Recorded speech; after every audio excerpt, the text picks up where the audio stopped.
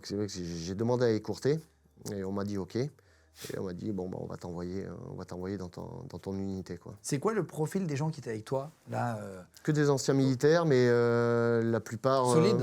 Ouais, il y en avait la moitié de solides, honnêtement, hein, la moitié de solides, mais après, il y en avait quelques-uns, quand tu les regardais, tu sentais qu'ils n'étaient pas très sereins, parce que tu arrives, tu es directement dans le bain, quoi. Hein.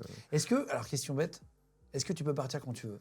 Oui, tu peux partir Est-ce quand que tu si veux. tu décides, tu dis waouh, je Ouais, ouais. m'attendais pas à ça, je rentre, ils te ramènent, il n'y a pas de problème. Ouais, ils te le Ils vont disent. pas te, Non, ils te le disent te dès que tuer, tu arrives. quoi. Ils te le disent dès que tu arrives.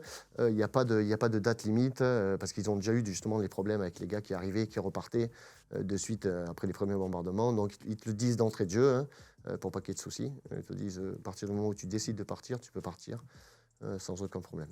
Ok. Donc toi, t'es encore motivé à ce moment-là Mhm. pour continuer. Et là, vous avez un salaire, c'est quoi quand tu dis un salaire, c'est combien à peu près?